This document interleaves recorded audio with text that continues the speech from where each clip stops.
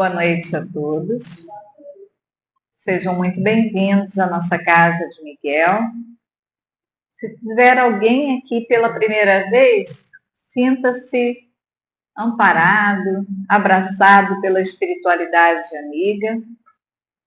Aqueles que estão em casa nos assistindo, se for sua primeira vez, sinta-se do abraço da espiritualidade amiga da nossa casa.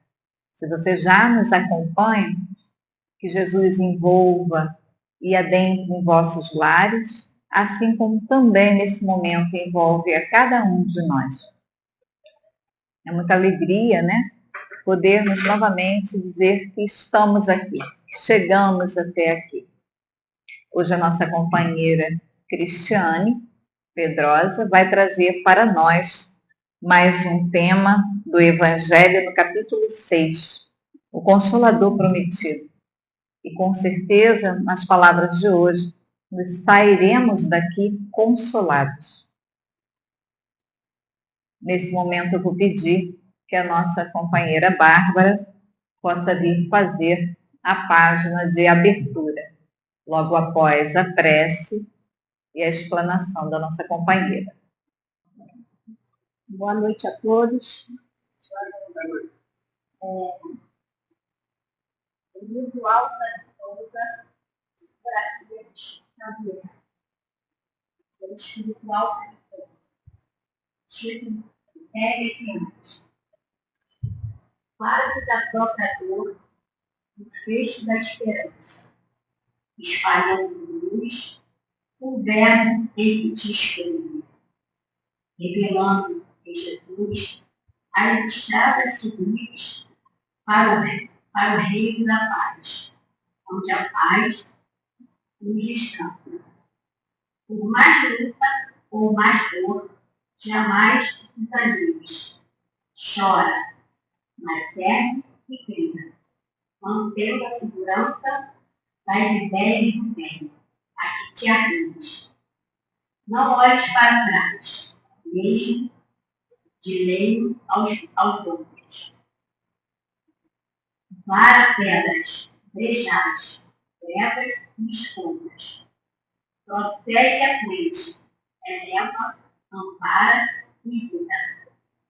E um dia, muito além da sombra e da saudade, encontrarás de novo o lar da eternidade e a vitória do amor da grande vida.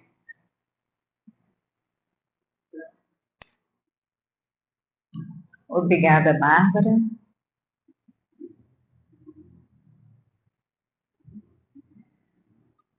Graças a Deus, graças a Jesus, Divino Mestre querido, estamos aqui em mais uma noite.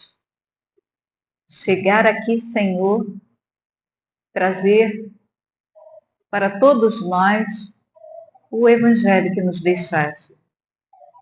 Cada ensinamento, cada palavra, cada frase, sempre nos trazendo reflexões que nos auxiliam no nosso dia.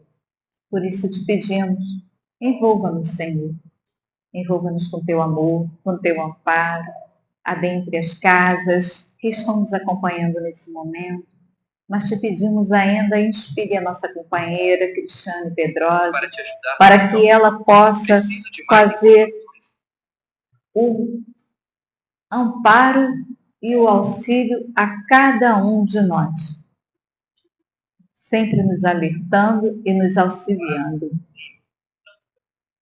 Senhor, esteja conosco. Permita-nos, Senhor, adentrar em cada lar.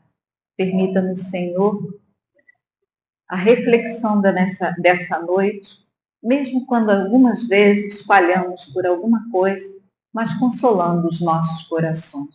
E assim pedimos a permissão para iniciarmos as reflexões dos estudos dessa noite. Que assim seja, graças a Deus.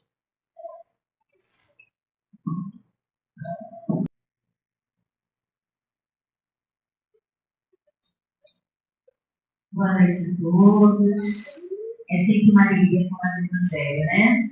O Evangelho dos Apóstolos. E hoje a gente começou com uma poesia, né? Que fala de dor, que fala de sofrimento, que fala de fé, né? E tem tudo a ver com o tópico de hoje, que é o Consolador Prometido. E a gente nessa vibe, né? nessa linha aí de assistir o show, a gente sente Jesus tão pertinho, né, na série. Aí eu fui lá procurar uma imagem de Jesus da oração de Pedro, sentindo esse abraço gostoso. E quando eu peço o Consolador Prometido, eles começam um pouquinho nisso, né, nesse aconchego, né. Eu sempre costumo falar que entre os apóstolos, né, eu acho que Pedro ele tem uma identificação muito grande com a gente por conta desses altos e baixos que ele tem, né. É muito interessante a trajetória, a negação, né, a busca por Jesus, por acompanhá-lo, né, e ao mesmo tempo as falhas, porque a gente também é assim, né, a gente consegue, e daqui a pouco a gente escorrega, as duas falam, droga, errei, mais uma vez errei, né, e Pedro tem muito disso. Mas a gente vai falar no capítulo 6 do Evangelho segundo o Espiritismo, que é um capítulo cujo título é O Cristo Consolador. Tá? Semana passada, a gente teve o nosso colega falando sobre os itens 1 e 2, né, que é o jugo leve. E hoje a gente tem uma proposta, que é pensar no capítulo de forma ampla, né, mas entender principalmente o que é o Consolador Prometido, que é o nosso tema de hoje, e para que serve. Né? Então a gente vai tentar aí, caminhar para poder compreender um pouco do que é e para que serve. Vamos adiante? Quando a gente fala de doutrina espírita, né, a gente principalmente atuando na evangelização, a gente vai ver que os tópicos do Evangelho servem muito para a gente como tema de evangelização. E um dos temas recorrentes que a gente volta a eles todo ano são as revelações. A gente costuma dizer que a doutrina espírita é a terceira revelação. A primeira veio com Moisés, pronto, ali Mosaico, os 10 mandamentos, né, o êxodo judaico do Egito, a libertação do povo do Egito. A segunda é a vida de Jesus, a terra, né, e aquele Deus primitivo, né, que Moisés coloca ali para poder encaminhar o povo de acordo com o que é correto, um Deus que castiga, vem se suavizando com Jesus a partir da amorosidade da fala dele. Né? E aí ele resume tudo em 2 mandamentos: amar a Deus sobre todas as coisas e ao próximo como si mesmo. E essa é uma imagem que a gente que é espírita, a gente sofre um pouquinho, mas a gente vê bastante. Porque a terceira revelação não é Allan Kardec, né? Quando o pessoal diz assim, você é kardecista? Não, a gente não é kardecista. Kardec não ia gostar desse termo, a gente é espírita. E por que a gente é espírita? Porque a gente vem falar de cristianismo redivivo, né? E a gente vem falar de uma doutrina que é feita não por uma pessoa, mas cuja pessoa, na figura de Kardec, codificou, vamos dizer assim, esses livros que a gente vê hoje em dia. Tem alguns livros assim que não é o autor, é o organizador. Então, Kardec organizou todas aquelas mensagens que ele recebia dos espíritos. E por isso, ele criou um termo, que é o termo espírita. A gente compreende que numa vivência num país que é multicultural, multireligioso, onde a gente tem tantas vertentes espiritualistas, né, as pessoas vão chamar a gente de kardecista para poder identificar. Mas sempre que a gente tem a oportunidade de esclarecer, né, isso traz um certo alívio, né, porque a gente acha que talvez fosse esse a postura do próprio Kardec, né, como codificador, como organizador de tantas mensagens que foram recebidas pelos espíritos. E quando Kardec começa a organizar essas mensagens, né, ele recebe as mensagens de diversos lugares do mundo. E ele vai montando o livro dos Espíritos a partir de perguntas e respostas, do Evangelho, e toda a codificação, né, que a gente se baseia para poder encontrar o cristianismo vivo e tentar fazê-lo aí trazer à tona. Mas nesse capítulo 6, Kardec volta ao Evangelho. E ele traz logo no início, lá das Espíritos Unidos, como a gente falou, né? É o prefácio, né? Que eu estava falando hoje, gente. No prefácio do Evangelho segundo o Espiritismo, Kardec vai dizer, né? Através dessa mensagem do Espírito de Verdade, nos lembrando que são chegados os tempos entre todas as coisas vão ser restabelecidas no seu verdadeiro sentido, para dissipar as trevas, confundir os orgulhosos e glorificar os justos. Esse prefácio do Evangelho segundo o Espiritismo é uma mensagem do mesmo Espírito que assina todas as mensagens que estão lá no capítulo 6, que é o Espírito de Verdade. E ele vai dar conta dessa invasão organizada que a gente estava falando, né, dos espíritos que chegam e cujas mensagens Kardec vai, então, organizar e codificar do Pentateuco Espírita. Mas vamos adiante. E aí a gente pensa assim, me encarnei agora, né? O que eu vim fazer aqui? Está complicado, a vida é difícil. Muitas vezes a gente se desorganiza, doença, desemprego, é problema. Se a gente pudesse, a gente fazer que nem esse meiozinho aí, para o mundo que eu quero dizer quantas vezes eu tive vontade de fazer isso, né? É por isso que a gente precisa tanto do capítulo 6 do Evangelho. Porque, na verdade, o capítulo 6, ele vai dar para a gente uma orientação de onde eu vim, para onde eu vou e o que eu estou fazendo aqui. Aí que eu descubro isso, né? O que acontece? Eu entendo que esse problema, essa agonia, esse sofrimento vai passar. Porque é parte dessa nossa trajetória, é parte de algo que a gente está vivenciando, mas que tem um tempo certo para acabar. E isso é o que a gente vai ver no nosso capítulo 6, com o Cristo Consolador. Eu tenho mais em vida.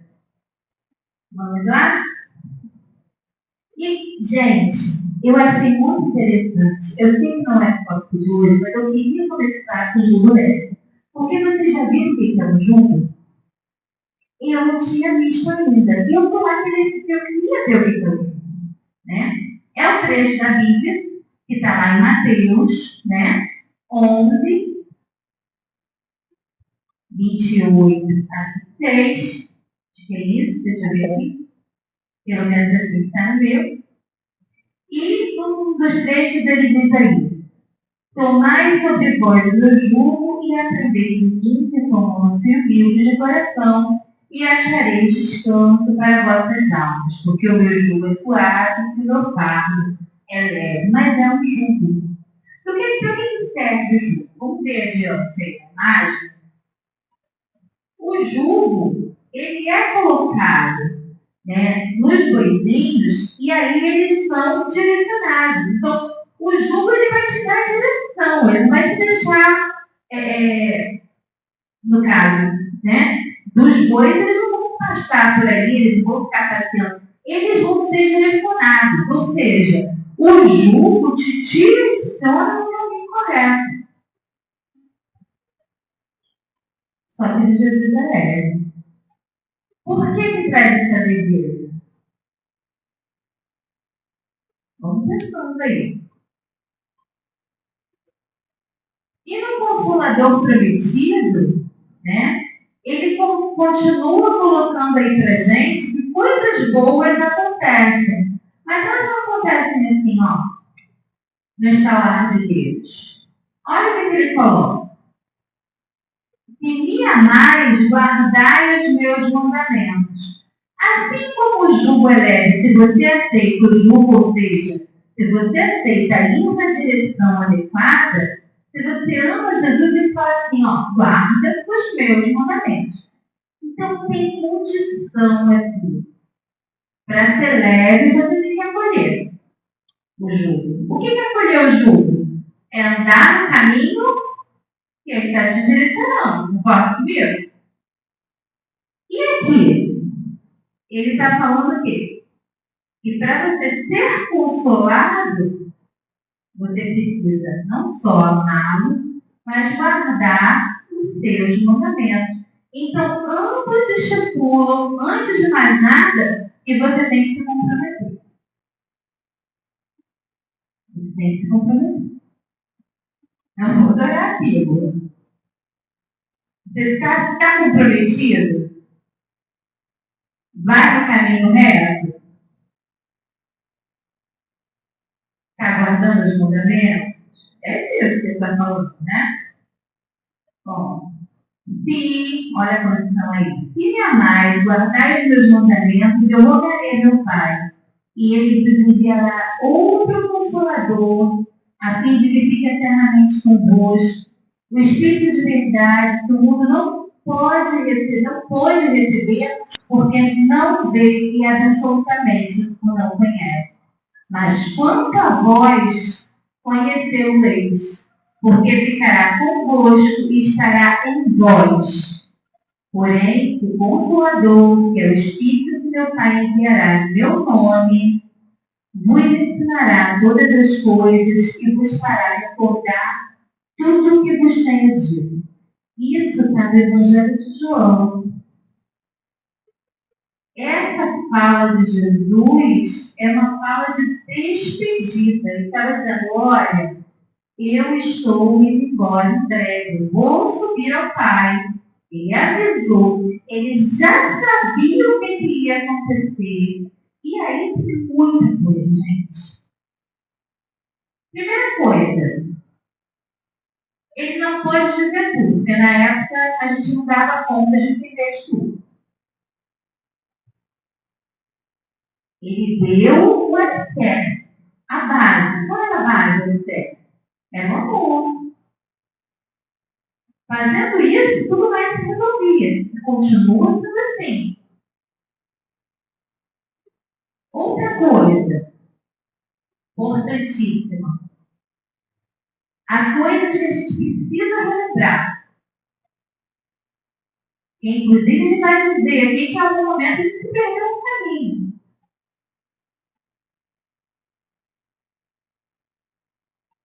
A condição de guardar os mandamentos.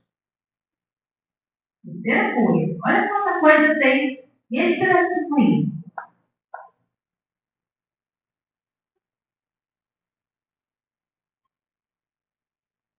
E mais,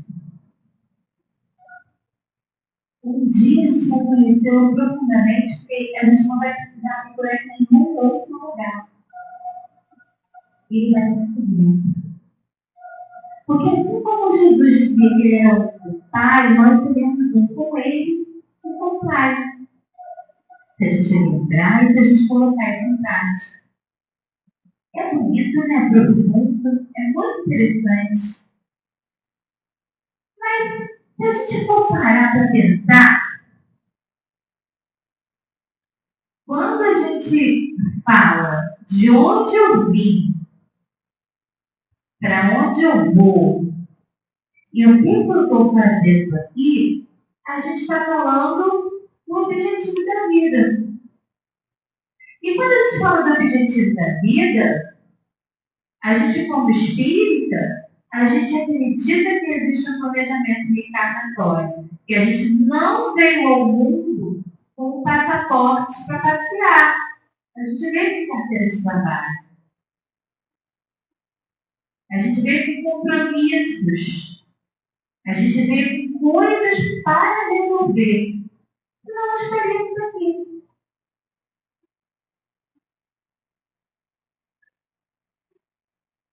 E é só a partir da compreensão dessa anterioridade, ou seja, de que eu já existia antes e de que eu vou continuar existindo depois, é que essa fé inabalável começa a aparecer. É uma fé raciocinada. É uma fé racional na medida que eu compreendo o que eu vou fazer aqui. Eu apoio os problemas como aprendizado. Eu entendo a função pedagógica da vida, porque a vida tem algo para mim.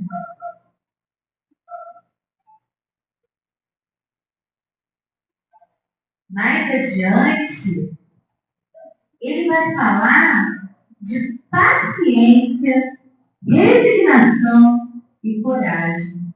E esse trecho, do jeito que ele estava no slide anterior, a gente retirou ele da citação que está na tradução do Evangelho segundo o Espiritismo. Mas esse segundo aqui, ele está na Bíblia online. Não é intenção nossa. Isso está lá desde a época que foi escrito por João.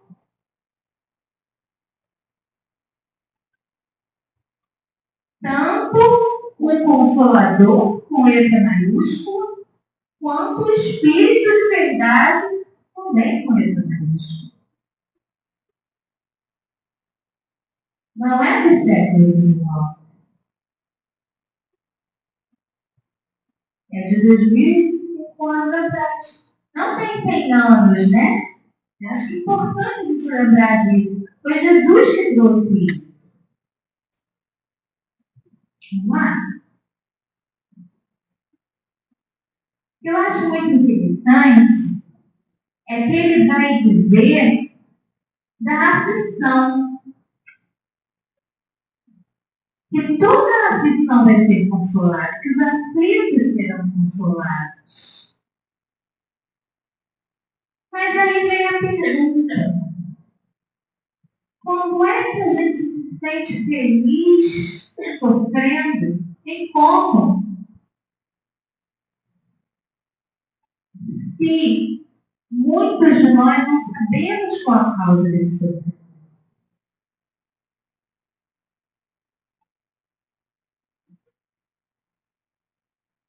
E aí, o Espiritismo vem mostrar a causa do sofrimento, tanto nas existências anteriores, como na destinação da Terra, onde o homem expia seu passado.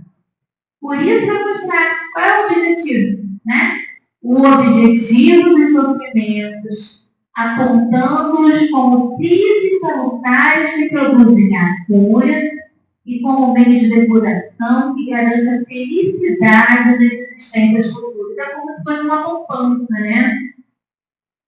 Você se programa, você quer comprar uma coisa que você não quer fazer uma parcela muito grande, não quer se endividar, mas você tira aquele trechinho, né?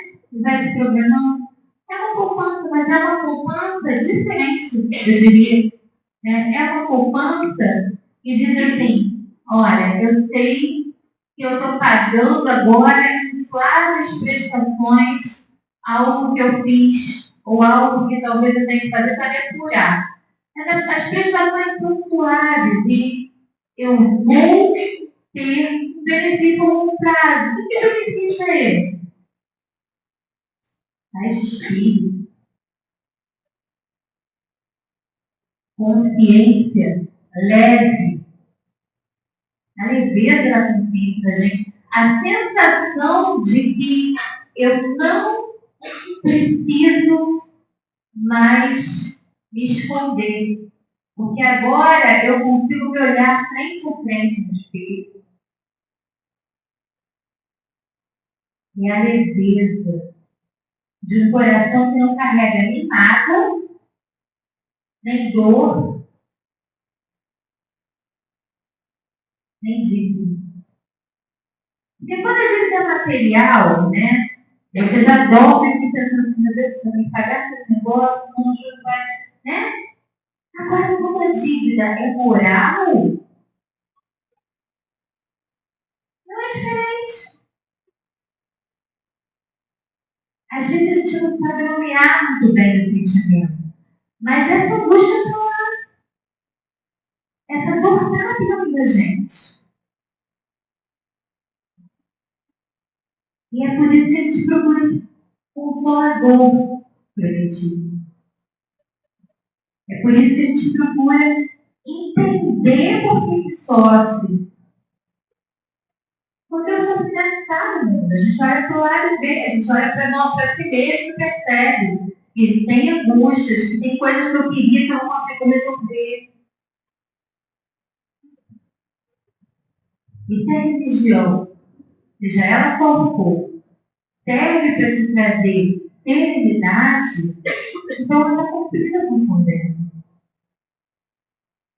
Ela está te auxiliando a superar os problemas. E é muito bonito pensar na trajetória do Espírito de verdade, né? Vamos lá? No item 5, ele nos lembra, e ele fala diretamente para nós: amai-vos, este é o primeiro ensinamento, instruídos este segundo. No cristianismo encontram-se todas as verdades. São de origem humana e Deus que enraizaram. Eis que do além-túmulo que julgáveis o nada, vozes nos clamam. Irmãos, nada perece. Jesus Cristo é o vencedor do mal. Sede os vencedores da impiedade. Ele está falando com a gente. E que vozes são essas que clamam do além-túmulo? São aqueles que já partiram e que a gente entra em contato através da mediunidade, através desses livros maravilhosos que a gente estuda. O Céu e o Inferno nos ensina tanta coisa. E tantos outros livros e mensagens que trazem, a clareza daquilo que é a vida verdadeira, porque é uma vida que não finda com o fim do corpo físico. Ela continua. Continua.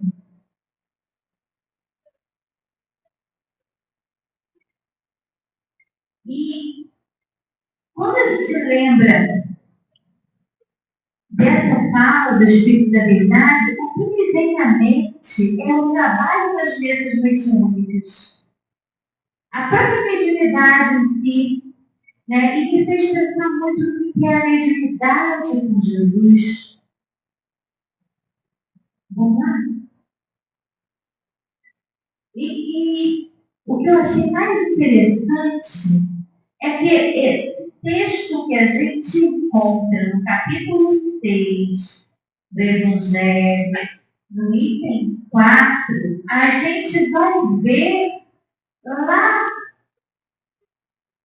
no livro dos médiuns, nas dissertações espíritas, e a gente vai perceber que Kardec guardou essa mensagem na íntegra para o livro dos médiuns. E nessa mensagem ele faz uma nota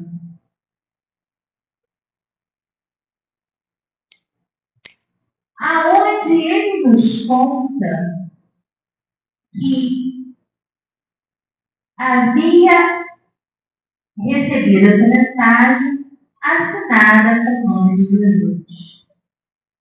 Mas ele não se atreveu a publicá-la com tal nome, porque achou que seria muito delicado colocar o nome de Jesus no nome. E aí ele está explicando para a gente sobre o compromisso do médium e a questão do texto que o médium traz. E o que eu achei muito, muito relevante é que ele reviu a mensagem e quando ele publicou no livro dos médiuns, ele colocou uma observação dizendo: publico aqui pela relevância do texto, tendo revisado a assinatura e tendo colocado como espírito de verdade.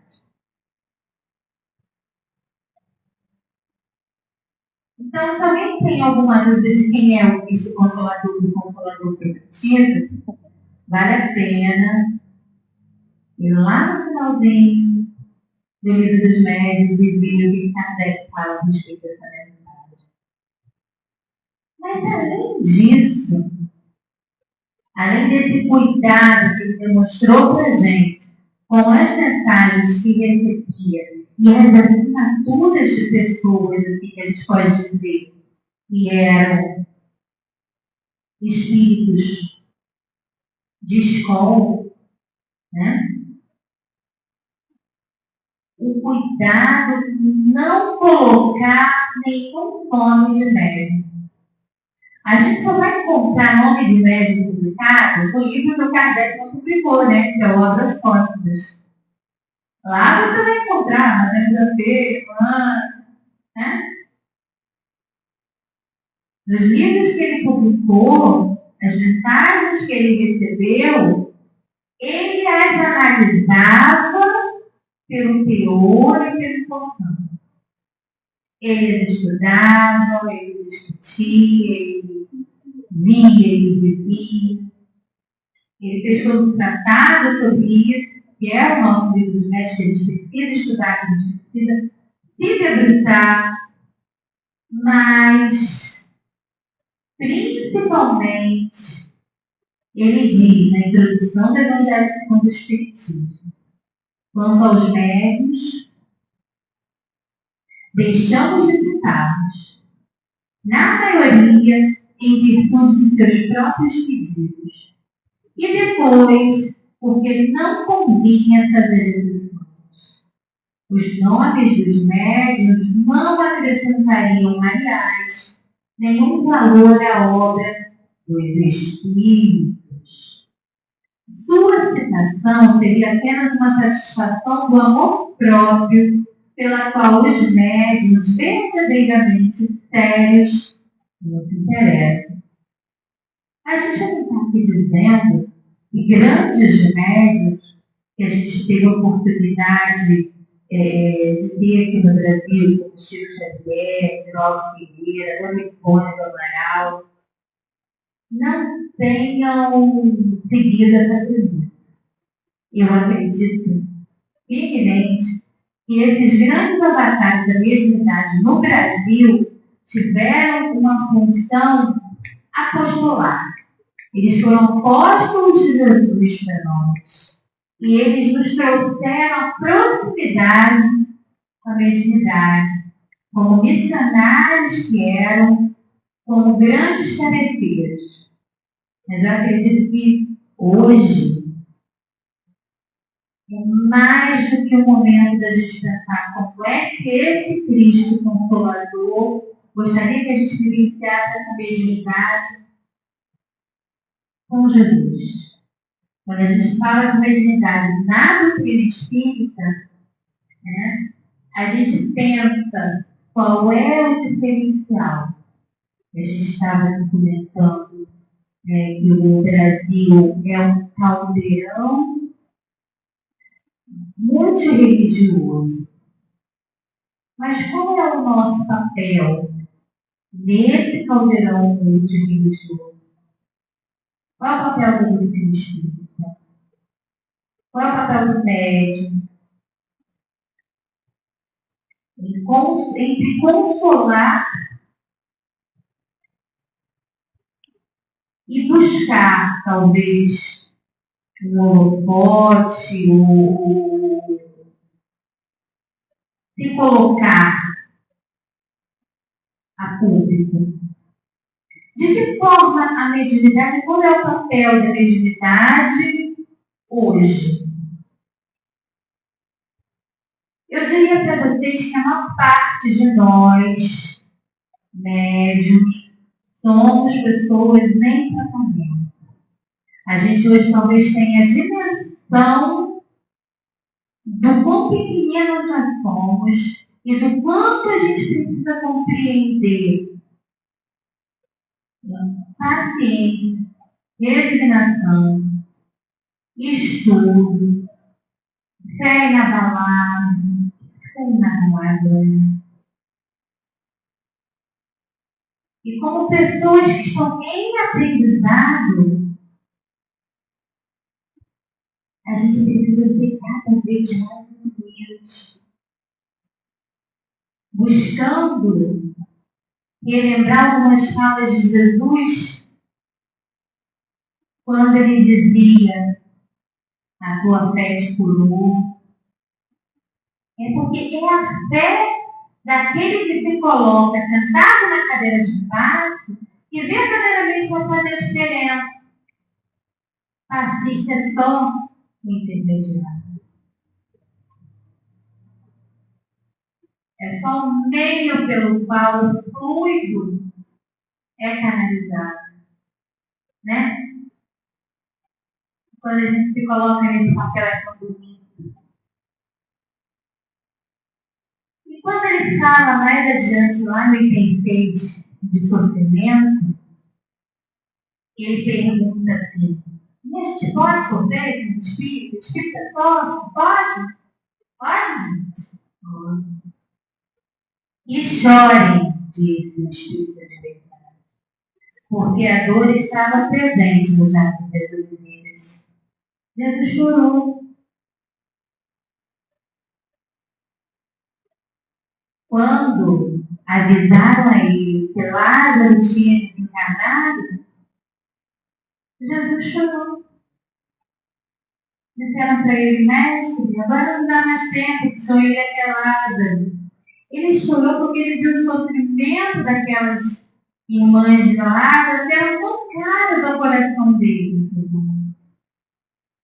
Ele se emocionava. Tem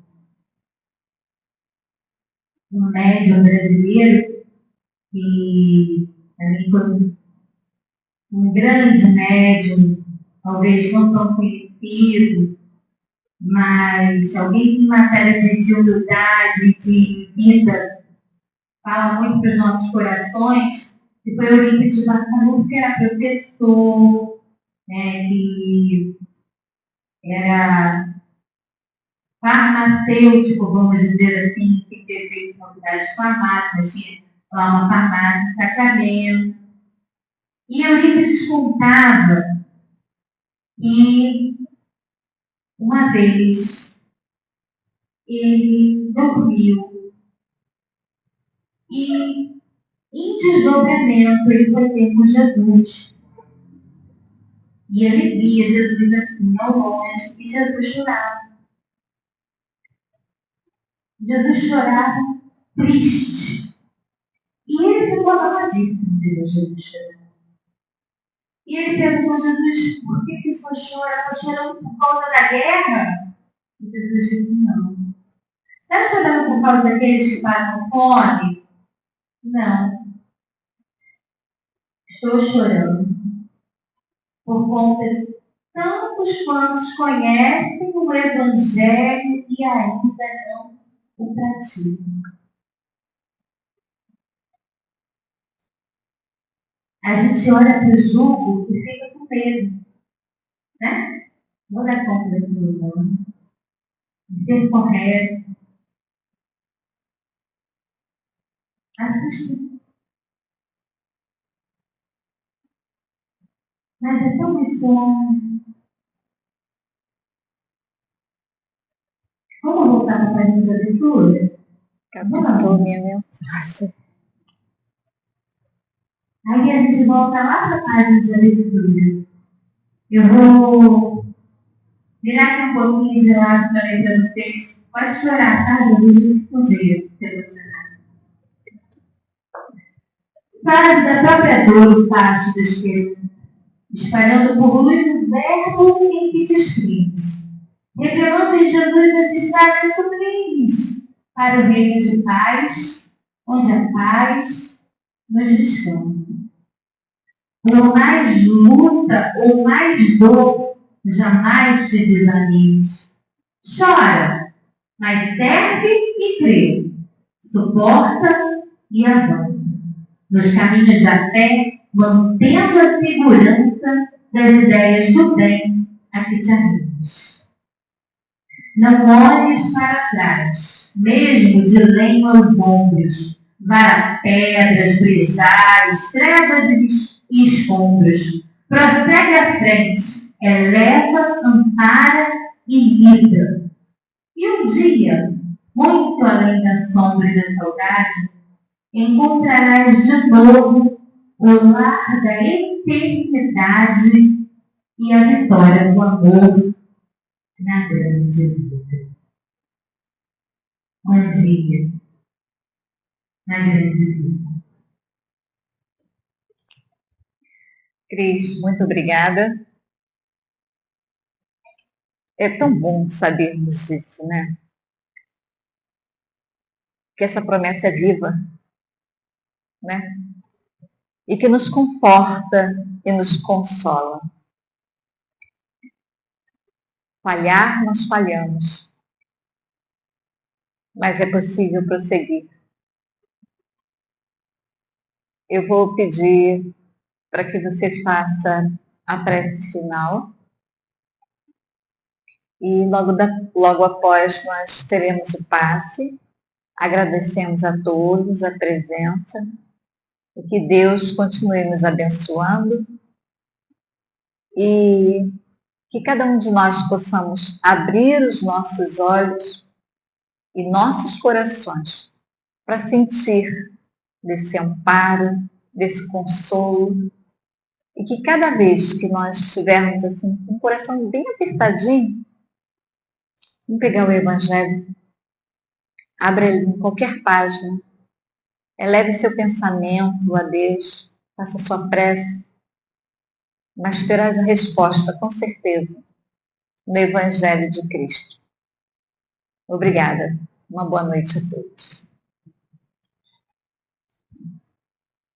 Em trechinho final que eu tinha destacado aqui, eu queria falar porque tem a ver com prece, e diz assim, depois de sofrer, depois de chorar, que a gente chora muitas vezes de padecer, o Espírito de verdade diz, eu começar no dia seguinte a rude jornada da festa. Nas vossas almas não estarão esquecidas. Eu, o divino jardineiro, cultivo vossas almas no silêncio dos vossos pensamentos. Então, é isso, né? É pura poesia. Então, no silêncio dos nossos pensamentos, vamos buscar as imagens de Jesus, podendo até pensar, os braços abertos. Vamos sentir essa presença, vamos materializar o nosso Mestre Divino. E nesse momento da prece, nós te pedimos, dá-nos pela graça, auxilia-nos a sentir as sublimes vibrações da tua presença.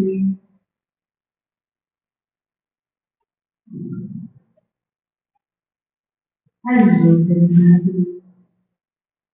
a vermos em cada irmão aquilo mesmo que os teus olhos veem, o melhor de cada um, o bem frutificando em cada coração, a bondade que ainda há de brotar. Sabemos que nós somos errantes, pecadores, pequeninos, mas nós desejamos do mais fundo do nosso coração a tua presença, o teu aconchego, desejamos vibrar no bem. Jesus, e como disseram, já que nós estamos aqui na Terra, no papel de intermediários da tua presença na vida de cada um dos nossos irmãos, ajuda-nos a vibrar pela paz, ajuda-nos a vibrar pelo bem, ajuda-nos a vibrar pela transformação da humanidade, a vibrar pelos que sofrem, pelos amparos. Ajuda-nos a sermos melhores intermediários da tua presença. Te pedimos, Jesus, fica conosco, agora e sim. Graças a Deus.